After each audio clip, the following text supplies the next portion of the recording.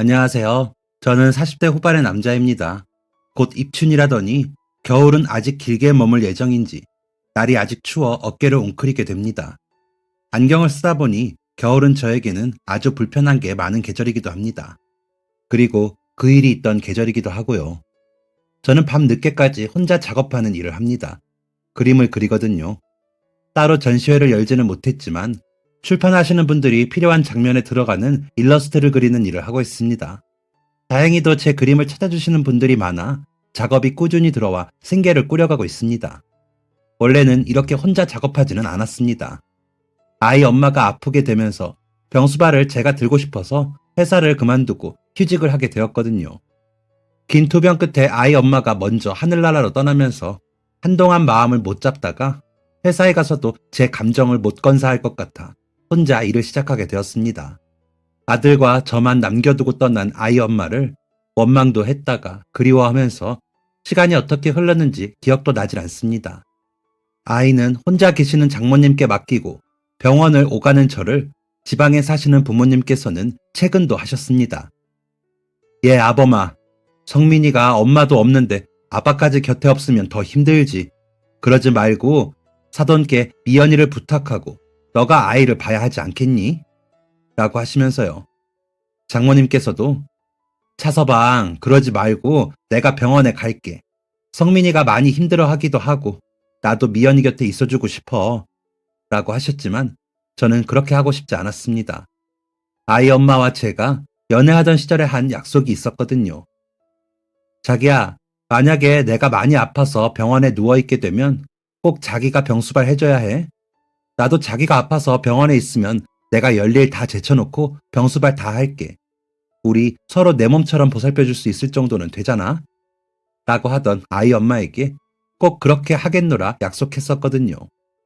아이 엄마는 우리가 세기의 사랑까지는 아니어도 서로 한 몸처럼 굴 수 있는 부부가 돼야 하지 않겠냐고요. 한 사람이 기분 나쁘고 힘든데 다른 한 사람은 희희낙낙하지는 말자고 꼭 붙어서 서로를 가장 가까이서 살피는 사랑 정도는 하며 살자고 했던 사람이었습니다. 그 말이 아이 엄마가 아프고 난 뒤로 마음에 박혀 저는 아이 엄마 곁을 떠날 수 없었습니다. 일주일에 한 번 정도 아이를 장모님이 데리고 오셔서 아이와 아이 엄마를 만나게 해주실 때 저도 아이를 만나 인사를 하고는 했습니다. 그때 아이가 막 유치원에 들어갔을 때인데 아픈 엄마를 보고도 오히려 씩씩한 척하는 모습에 아이 엄마와 참 많이 울었습니다. 아이 엄마의 병명은 뇌암이었는데 처음엔 머리가 자주 아프다고 하더니 나중에 먹은 것을 모두 토할 정도로 상태가 안 좋아지더라고요. 그래서 큰 병원에 소견서를 가지고 가서 검사를 했더니 이미 상황이 너무 좋지 않다고 하더라고요. 시야도 좁아져 일상생활이 어려웠을 거라는 의사 선생님 말씀에 왜 빨리 말하지 않았냐 물었더니 당신 이제 막 회사에서 자리 잡고 바쁜데 내가 어떻게 방해를 해? 라며 멋쩍게 웃던 미련한 사람이었습니다. 병원에서 퇴원을 하면 아이 손을 잡고 동네에 있는 놀이터에서 하루 종일 놀아주고 편의점마다 가서 아이가 좋아하는 간식을 사주면서 아이와 붙어있고 싶다던 그런 사람이었습니다. 그저 아이와 제 손을 잡고 여행이라도 갔다가 떠나고 싶다던 그 사람은 창밖에 햇살이 좋은 날에 저에게 내가 진짜 사랑한 거 알지? 그런데 당신은 우리 성민이 끝까지 지켜줘. 미안해. 혼자 두고 가서. 라며 허공에 말을 하고는 눈을 감았습니다. 아이는 6살 되면 엄마가 나와서 온다고 했는데 왜 엄마는 이제 없어? 라며 물었지만 저는 뭐라고 답해줄 수 없었습니다. 한 번도 저와 아이와 한 약속은 어긴 적이 없던 사람이었는데 꼭 나와서 집으로 돌아가겠다는 그 약속은 지키지 못하고 떠났습니다.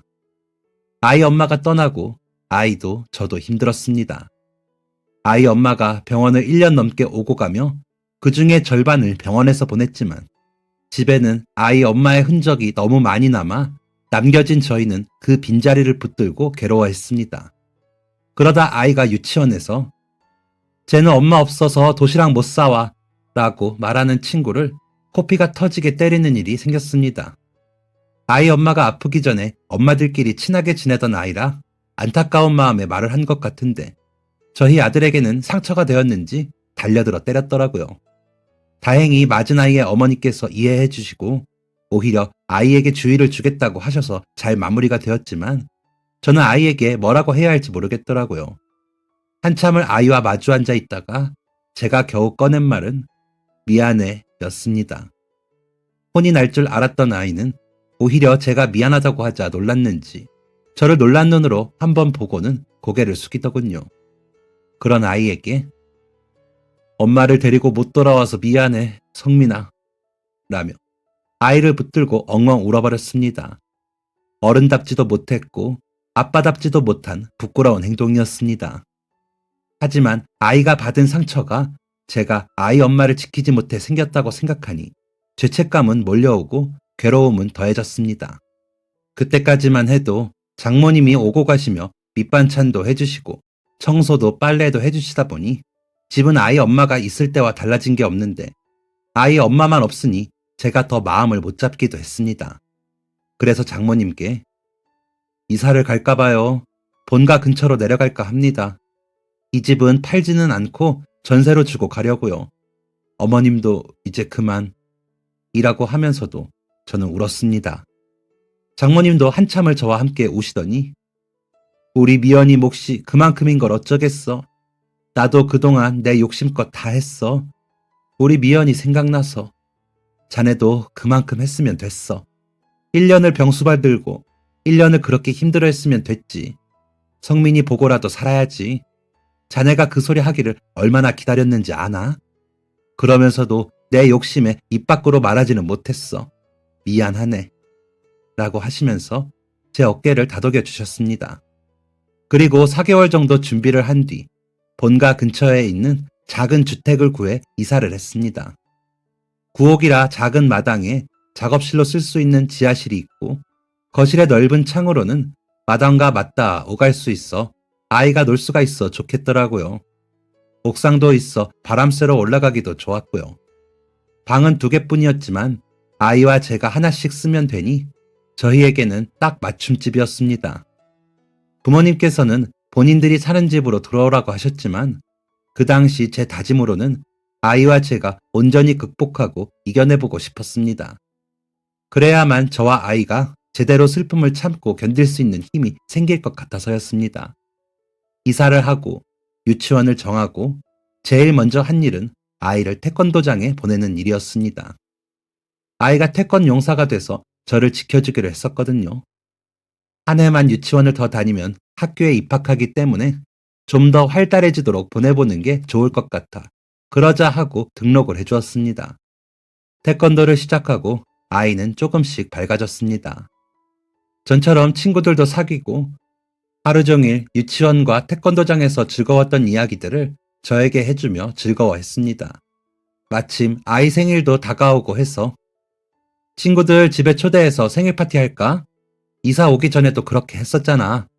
라고 하자 아이 표정이 어두워지더군요. 아이의 표정만으로도 모든 답을 들은 것 같았지만 저는 아이에게 엄마가 성민이 생일 파티 해주고 싶다고 하셨는데 작년이랑 재작년에는 엄마가 아파서 어쩔 수 없이 못했잖아. 올해는 아빠가 대신 해주고 싶어서 그래. 성민이 생각은 어때? 라고 재차 물었습니다. 그러자 아이는 여기 친구들은 제가 엄마 없는 거 몰라요. 아직 알게 하고 싶지 않아요. 라고 고개를 푹 숙이고 말하더라고요. 그랬구나. 우리 성민이가 아직 주변 친구들에게 엄마가 하늘나라에 계신 걸 밝히고 싶지 않구나. 아빠도 그래. 그런데 언제까지 말 안 하고 지낼 수는 없으니까 이번 기회에 밝히면 어떨까 했어. 성민이 생각이 그러면 그러자. 아빠랑 할머니랑 할아버지랑 생일 파티 하고 주말에는 엄마한테 갔다가 외할머니께 들리자 하고 웃어주었습니다. 그러고는 별거 아닌 이야기를 아이와 하고 웃으며 저녁을 먹고 아이를 씻기고 아이를 재우고 거실에 앉아 맥주를 한 캔 마시는데 눈물이 흐르더군요. 아이 엄마가 너무 그리워서요. 아이 엄마가 떠나고 아이가 기가 죽어 말수도 줄고 혼자 멍하게 있을 때가 많아 걱정을 하기는 했습니다. 하지만 여전히 엄마의 빈자리를 느끼며 힘들어하는 아이의 말을 직접적으로 듣기는 힘든 경우였는데 그렇게 듣고 나니 너무 속상했습니다. 매 순간 아이가 겪을 슬픔과 허전함이 고스란히 전해지는 것 같아 미안하고 아팠습니다. 아이 엄마가 먼저 그렇게 가지 않았다면 아이는 엄마와 수많은 일들을 하며 행복했을 텐데 그러지 못하는 게 속상했습니다. 누구의 잘못도 아닌 일이었는데 말이죠. 그래도 아이 앞에서 울지 않아 다행이다. 스스로를 위로하며 창밖을 한참을 보았습니다. 해결도 나지 않을 슬픔을 날려보내는 마음으로요.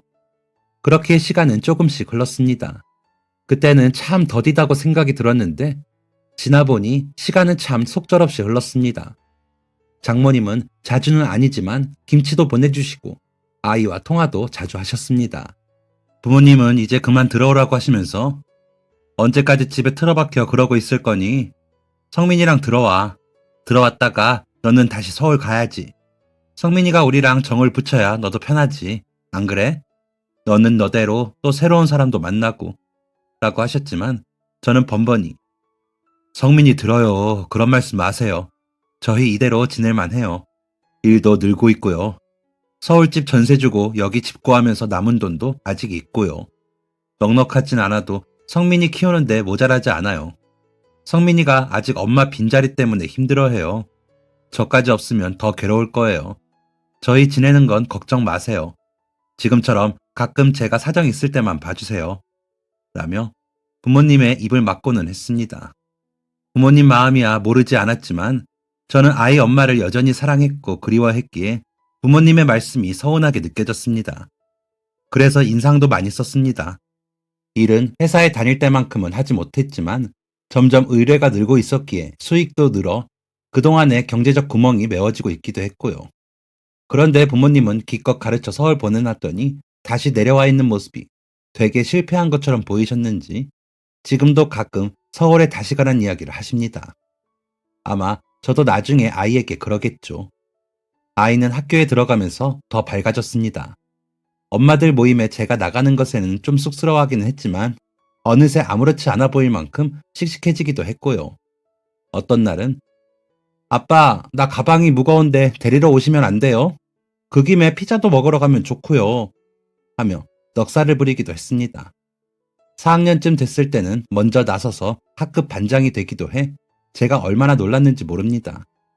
장모님은 아이가 반장이 되고 받은 임명장을 보자마자 우리 성민이가 대단하네 라며 한동안 안고 가만히 눈물을 참으시더라고요. 아마 그 모습에서 아이 엄마의 모습을 보셨겠지요. 아이 엄마가 고등학교 때까지 학급 임원과 전교 회장을 했던 사람이었거든요. 저는 수줍음이 많아 그런 활동은 전혀 못하고 학창시절을 보냈기에 그런 점은 분명 아이 엄마를 닮은 것이었습니다. 아이는 임명장을 엄마 납골당에 넣고 싶다고 하더니 들고 가. 엄마, 나 반장 됐어요. 이제 차반장이라고 불러주세요. 라며 웃어 보이더니 결국 눈물을 닦더라고요. 저도 뒤에서 찔끔 눈물을 흘렸고요. 아이 엄마가 아이를 안고 우리 아들 엄마 닮아 적극적이네. 좋아, 멋져. 라고 웃었을 모습이 눈에 선하게 그려졌습니다. 너무 예쁘고 아름다웠을 그 모습을 보지 못하는 게 너무 원통했습니다. 그래서 어리석게도 신을 원망하기도 했습니다. 왜 우리 가족에게 이런 시련을 주시는 건지 모르겠다며 왜 그렇게 착하고 긍정적이었던 사람을 데려가셨냐고 따지고 싶기도 했습니다. 그렇다 한들 아이 엄마는 돌아오지 못하는 걸 알면서도 저는 그랬습니다. 안 그러면 그 속상한 걸 풀 방법이 없더라고요. 그러다가도 기도했습니다. 제발 저라도 아이 곁에서 오래오래 있게 해달라고요. 아이도 아픈 곳 하나 없이 자라게 해달라고 기도하고 기도했습니다. 다행히도 그 기도는 들어주시는 것인지 아이와 저는 특별히 아픈 곳 없이 지내고 있습니다. 그 부분은 깊이 감사하며 살고 있습니다.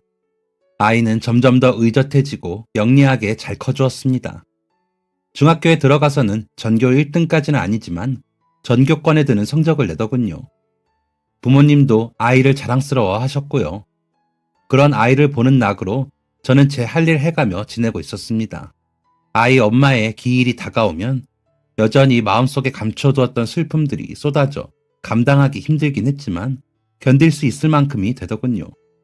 아이도 제 엄마 사진을 보다가 잠이 들던 시기를 지나 거뭇거뭇해지는 수염 자국이 나기 시작하더니 눈물을 잘 참더라고요. 그렇게 저와 아이는 안정을 찾고 서로를 애틋하며 지냈습니다. 아이가 학교에 가지 않는 주말은 제게도 늦잠을 자는 날이기도 했기에 금요일 밤이면 맥주를 혼자 마시다 자는 것도 제 낙이었습니다. 아이는 게임한다고 제 방에 들어가 저 혼자 거실에서 TV를 보면서 맥주나 마셨죠.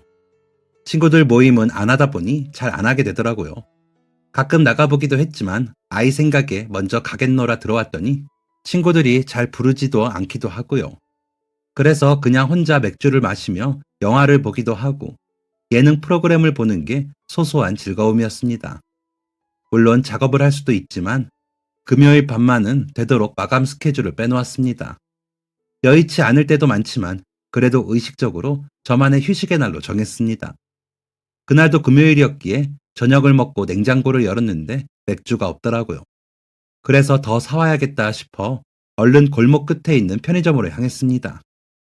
눈발이 살짝 날리는 초겨울 분위기가 물씬 풍기는 날이라 휴대전화로 사진과 동영상을 찍고는 나중에 그릴 때 참조해야겠다 생각하며 편의점에 들어섰습니다.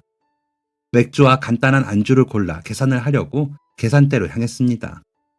그랬는데 판매원이 이 카드는 한도 초과래. 돈이나 다른 카드 없어? 부모님 오셔야겠는데? 라며 곤란한 표정을 지으며 아이들을 내려다보더군요. 두 아이들은 날씨에 비해 얇은 옷을 입고 양말도 신지 않은 채 슬리퍼를 신고 있는 게 눈에 들어왔습니다. 오빠로 보이는 아이는 초등학교 3, 4학년 정도로 보였고 동생으로 보이는 아이는 아직 유치원생 정도인 듯 보이더라고요. 아이들끼리 다니기에는 좀 늦은 시간이었는데 아이들이 사려는 것은 즉석밥이었습니다. 동생 아이가 우리 그럼 이거 못 사? 하며 오빠의 팔에 매달려 오들오들 떠는 모습을 보는데 저희 아이가 겹쳐 보이더라고요. 저희 아이가 엄마를 잃고 슬픔에 잠겨 있을 때가 떠오르며 마음이 확 아파오더라고요. 그래서 잠시만요. 제 것부터 계산해 주실래요? 라고 판매원에게 말을 하고는 애들아, 아저씨가 지금 새치기 한 게 너무 미안해서 그러는데 너희 사고 싶은 거 골라오면 계산해 줄게. 아저씨가 팔이 너무 아파서 그랬어. 미안해. 라고 했더니 오빠로 보이는 아이가 제 동생을 뒤로 숨기더라고요. 그래서 아저씨 나쁜 사람 아니야. 너희가 물건 다 사고 나갈 때까지 아저씨는 여기 있을게. 여기 형이 증인이야. 라고 했더니 그제야 동생을 끌고 편의점을 돌며 물건을 골라오더라고요. 골라오면서도 오빠 아이는 이건 너무 비싸. 이런 건 실례야. 아무리 사주신다고 했어도 이런 것까지 사는 거 아니야. 라면서 동생을 나무라더군요. 그 모습이 안 되고 기특하기도 해 흘낏거리며 보기만 했습니다. 아이들이 다 골랐다며 가지고 온 물건들을 보니 즉석밥, 통조림, 식용유, 김, 작은 김치같이 생필품들이더라고요.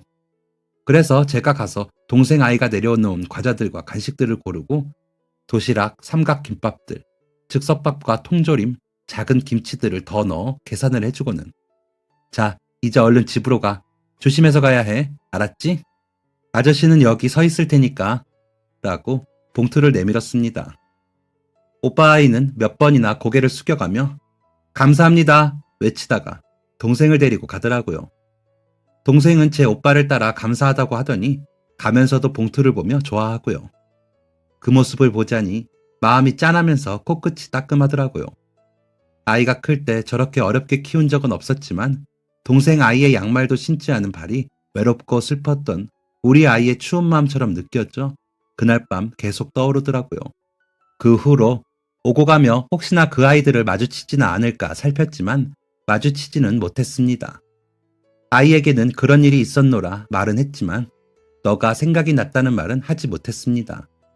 이야기를 들은 아이는 와, 역시 아빠 멋쟁이 라며 웃고요. 그 다음 주 금요일에는 맥주를 마시지 못했습니다.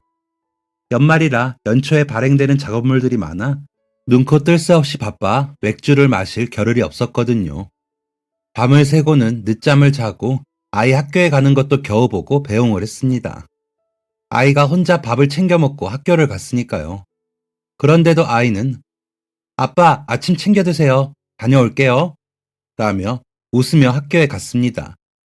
그렇게 몇 주 정신없는 시간을 보내고 겨우 짬이 나고 아이 방학도 시작되어 부모님과 저녁을 하고 주말에는 장모님을 뵈러 가기로 한 금요일 밤이었습니다. 여유가 생기니 맥주 생각이 또 나더군요. 두 캔만 마시고 자면 무리하는 것 같지 않아 냉장고 문을 열었는데 맥주가 없더군요. 그래서 맥주를 사러 편의점으로 향했는데 그때 그 아이들이 편의점에서 물건을 고르고 있더군요. 그러다 저를 보더니 오빠 아이가 마치 도깨비를 본 것처럼 놀라더니 제 동생 손을 잡고는 편의점 밖으로 뛰더라고요. 무슨 일이 났나 싶어 저도 아이를 따라 편의점 밖으로 나갔습니다. 얼마 가지 않아 아이들은 제게 잡혔습니다. 그 어린 아이들이 뛰어봤자 얼마 가지는 못하더라고요. 잡힌 아이들은 고개를 푹 숙이고 있더군요. 마치 무슨 잘못을 한 아이들처럼요. 그래서 고개를 숙여 아이들과 눈을 맞췄습니다. 왜 도망가? 아저씨는 반가워서 인사하려고 그랬는데 놀라서 따라왔잖아. 라고 하자 동생 아이가 오들오들 떨면서 엄마가 낯선 사람한테 물건 받아왔다고 혼냈어요. 우리가 조른 것도 아닌데 라며 울먹이자 오빠 아이가 야, 그런 말은 고마우신 분한테 하면 안 돼. 그런 것보다 저번에 신세 진 걸 못 갚아서요.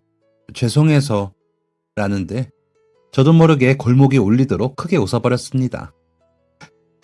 아이고 너 몇 살이니? 완전 애어른이네. 저번에 아저씨 때문에 엄마한테 많이 혼났니?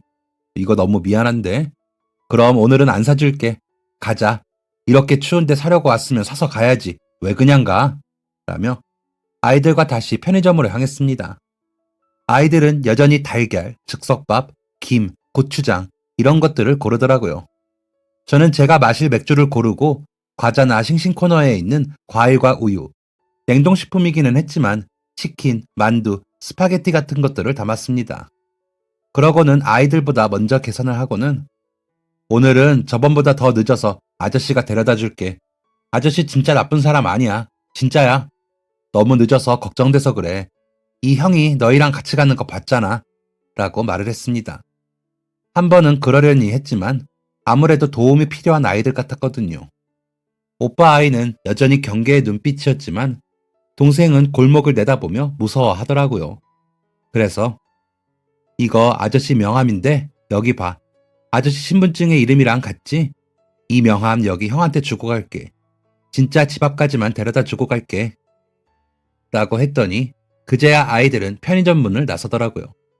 아이들은 저희 집에서 멀지 않은 곳에 살고 있더라고요. 저희 집보다 골목에서 더 들어가 안쪽 집이었는데 한 건물에 여러 세대가 사는 것 같았습니다. 저는 사간짐에서 제 맥주만 빼고 나머지를 내밀며 아저씨가 아까는 너무 배고파서 많이 샀는데 다시 가져가려니까 너무 무거워. 이거 너희가 가져가 먹어. 라고 했더니 오빠 아이는 고개를 저으며 아니에요. 저희도 있어요. 라고 하더군요. 동생 아이는 봉지를 들여다보며 엄마한테 혼나는데 먹고 싶어. 라고 하더라고요.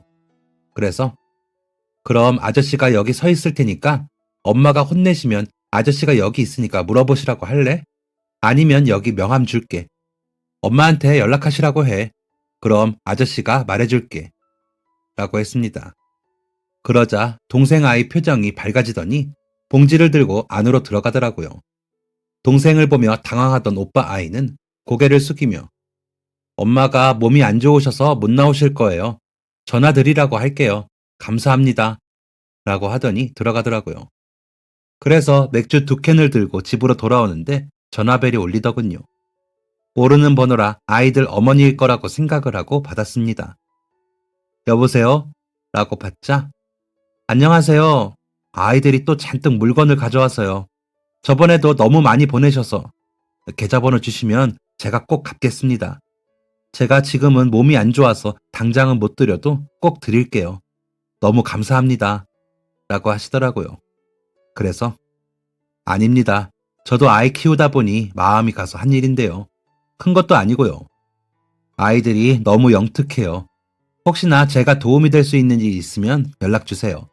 한 동네 살면서 그 정도는 도울 수 있죠. 라고 말을 했습니다.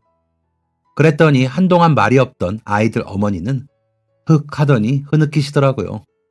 놀랍기도 하고 우는 소리를 듣자니 당황스럽더라고요. 그래서 걸음을 멈추고 가만히 있었습니다. 그러자 죄송해요. 제가 감정이 격해져서 그런 위로의 말을 들은 게 얼마만인지 모르겠네요. 감사합니다. 아이들을 제가 혼자 키우는데 제가 일을 하다 다쳤어요. 그래서 일을 못하고 있었더니 생활이 어려워지고 치료도 힘들고 일은 계속 못하고 이렇게 반복이 되는 상황이었거든요. 너무 죄송합니다. 제가 얼른 일을 해서 꼭 갚겠습니다. 라더니 전화를 끊으시더라고요. 마음 한편이 무거워졌습니다. 어머니가 일을 못하고 수입이 없으면 아이들의 생계는 어떻게 되는 건지 걱정이 되기도 했고요. 동생 아이의 그 시린발이 또다시 떠오르더군요. 아이들 외투도 너무 얇은 게 생각이 나기도 했고요. 그래서 다음날 저희 아이가 입던 옷들을 꺼내 오빠 아이가 입을 만한 옷들을 추렸습니다. 아이가 커가면서 버려야지 하다가 차마 버리지 못하고 박스에 넣어 지하 작업실에 보관했었거든요. 외투와 겨울철 옷을 골라 담아두고는 시장에 가서 동생 아이가 입을 만한 외투와 옷을 몇 벌 골라 사서는 아이들 집 앞으로 갔습니다. 그러고는 아이들 어머니께 전화를 드렸습니다. 안녕하세요. 차범호입니다. 제가 실례를 무릅쓰고 아이들 옷을 좀 가져왔습니다. 오빠 것은 저희 아이가 입던 거고 동생 것만 좀 샀는데 제가 올려다 드려도 될까요? 라고 하자. 네? 어머나! 라고 하시더니 아이들과 아이들 어머니가 나오시더라고요. 어머니는 목발을 짚고 나오시는데 다리 쪽이 많이 다치신 것 같더라고요. 대문을 열어주시기에 짐을 들고는 집 안으로 들어갔습니다. 집에 들어서니 생각보다 정리도 잘 되어 있고 아이들이 그린 그림들이 여기저기 붙어 아기자기한 집이었습니다. 제가 옷들을 꺼내어 놓자 아이들 눈이 커지더라고요. 자, 이거는 오빠 거, 이거는 동생 거. 아참, 아저씨가 너희 이름도 모르네. 이름이 뭐야? 라고 묻자 오빠 아이가 저는 선호고 동생은 서희예요. 라고 답을 하더라고요. 그래서 머리를 쓰다듬어주며 그랬구나. 선호가 너무 의젓해서 엄마랑 동생 잘 지켜주라고. 그러려면 좀 더 따뜻해야 될 것 같아서 라고 했더니 어머니의 눈치를 보더라고요. 아이들 어머니는 그런 아이의 등을 쓸어내리시더니 입어봐 라고 입모양으로 말하시고는 제게 고개를 숙여 인사를 하시면서 감사합니다 선생님. 이렇게 신세를 져서 제가 어쩔 줄을 모르겠어요. 라고 하시더라고요. 아이들이 누굴 보고 배웠는지 한눈에 알겠더군요. 그래서 아이들이 너무 착해서 제가 마음이 쓰여서 그래요. 제가 하고 싶어서 하는 건데 감사하시긴요. 제가 오지랖을 부리는 건 아닌지 너무 고민했어요. 저도 형편이 매우 좋은 건 아니라 해줄 수 있는 게 너무 미비하네요. 다리는 많이 안 좋으세요? 라고 물어보니 제가 주방에서 일을 했는데 다른 사람이 쓴 칼을 제대로 두지 않아서 칼이 제 발등으로 떨어졌지 뭐예요. 힘줄이 다 끊어져서 수술하고 그러느라 조금 있던 돈 다 쓰고 아이들을 편의점 음식이나 먹였네요. 라며 눈물을 흘리시더라고요. 신나서 옷을 입어보던 아이들은 어머니가 울자 달려와 엄마 곁에 앉더니 엄마 울지 마 라고 같이 울먹이고요. 그러자 눈물을 닦으신 아이들 어머니는 제가 자꾸 마음이 약해져서 죄송합니다. 미안해. 엄마 안 울게. 괜찮아. 라며 억지로 웃으시더군요. 아이들 아버지는 안 계신가 봐요. 라고 묻자 당황한 듯 아이들 쪽을 보시던 아이들 어머니는 굉장히 작게 저만 들을 수 있을 정도로 아이들한테는 아빠가 멀리 일하러 갔다고 했는데 헤어졌어요. 다른 사람이 생겼다 그래서. 그나마 다행인 건 양육비는 매달 보내주네요. 점점 줄기는 해도. 라더니 한숨을 쉬시더라고요. 아, 네. 저도 아이를 혼자 키웠거든요. 그래서 혹시 저처럼 사별하셨나 했어요. 제가 괜한 걸 여쭤봤네요. 죄송합니다. 치료는 잘 받고 계시고요. 라고 물으니 일하던 식당 사장님이 보험을 안 들어서 치료비가 안 나오고 그냥 입원했을 때 병원비만 주고 마시더라고요. 저희는 생계가 막막하니까 위로금을 주시라 했는데 모르겠다 하시니 저도 어쩔 수 없고요. 아이들 학교 가는 시간 때문에 파트타임으로 일하던 사람이 다치니 더 모르는 척 하시는 것 같더라고요. 라면서 한숨을 쉬시는데 제가 다음 분기부터 주민센터에 강의를 나가게 되어서 갈 일이 있는데 혹시 받을 수 있는 지원이 있는지 알아봐 드릴까요? 라고 물었습니다. 그러자 그런 게 있을까요? 라며 관심을 보이시더라고요. 그래서 저는 잘 모르지만 혹시나 도움이 될 만한 게 있는지 알아보겠습니다. 아이들 키우시면서 앞으로 도움이 될 수도 있으니까요. 라고 하고는 아이들과도 인사를 하고 나왔습니다. 아이들과 아이들 어머니는 제가 문을 닫고 돌아서는데도 감사합니다를 외치더군요. 그것도 나란히 서서요. 그 모습을 보자니 더 도움이 되고 싶어 며칠 뒤 주민센터에 복지과에 가 사정을 말씀드렸더니 한부모 가정에서 받을 수 있는 여러 혜택들이 적힌 종이들을 모아 챙겨서 주시더라고요. 당사자이신 아이들 어머니가 직접 오셔서 알아보시는 게 가장 정확하다 하시면서요. 그래서 전화로 먼저 말씀을 드리고 주민센터에 모셔다 드렸습니다. 제가 강의가 있는 날 가는 길에 가면 되니까요. 그렇게 여러 지원을 받게 되었다며 아이들 어머니가 너무 좋아하시더라고요. 다리는 저희 어머님이 아시는 분이 하시는 병원을 소개해드려 다시 치료를 받게 되었습니다. 치료비는 제가 당분간 도와드리기로 했고요. 아이들 어머니는 머리가 땅에 닿도록 인사를 하시며 눈물을 흘리셨습니다. 저는 나중에 갚으실 건데 이러시면 제가 너무 민망해요. 아유, 얼른 나으세요. 라고 하고는 돌아서고는 했습니다. 아들은 그런 저를 보더니 아빠, 요즘 왜 이렇게 바빠? 하고 묻기에 이야기를 해주었더니 우리 아빠 천사네. 걔들 우리 집에 데리고 와서 같이 게임해도 되는데 큰애가 남자아이라며 요즘은 게임 못하면 왕따야 라며 웃더라고요. 그런 아이가 너무 기특해 엉덩이를 두드리며 아유, 우리 아들 누굴 닮아 이렇게 대견하지? 우리 성민이 고등학교 가면 아빠가 우리 성민이만 뒷바라지 할게요. 라고 하자. 아버지, 이러시는 건 좀 징그럽습니다. 라며 웃더라고요. 그러더니 아이들 챙겨주라며 제 용돈으로 학용품이나 머리핀 같은 것들을 사오기도 하더라고요.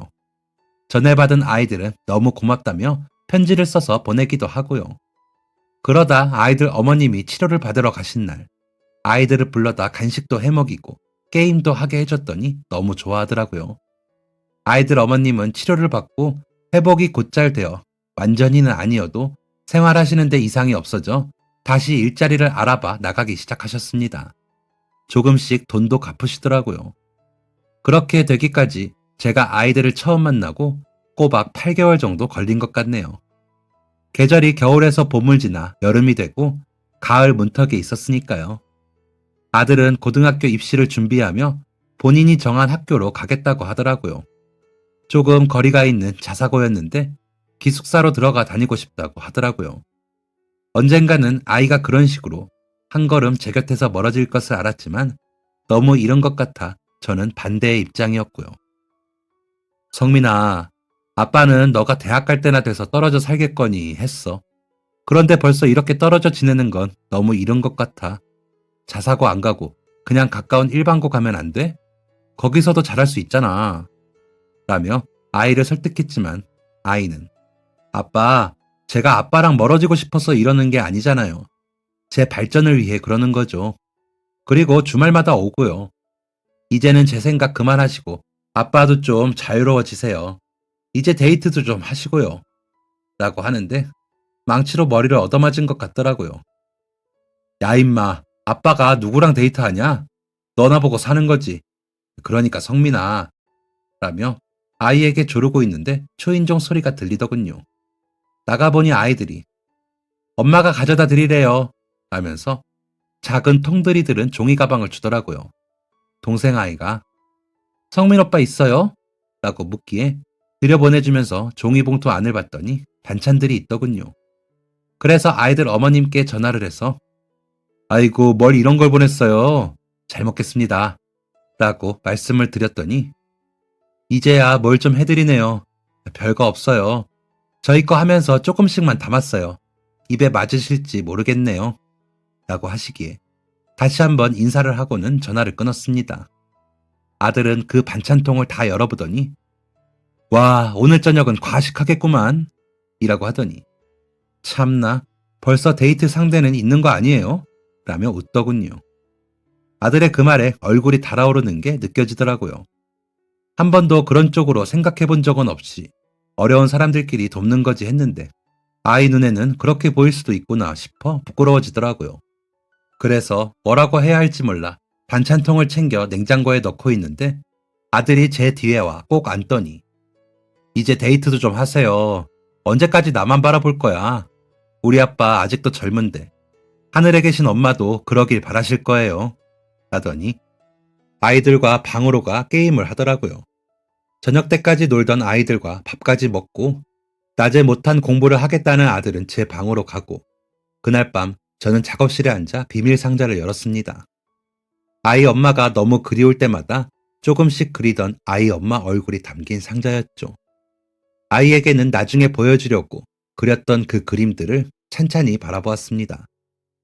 그림 속 아이 엄마는 여전히 젊기도 하고 저와 비슷하게 나이가 먹기도 했습니다. 그 얼굴들을 보면서 아이가 했던 말들을 되새기며 여보, 우리 성민이가 이제 아기가 아니야.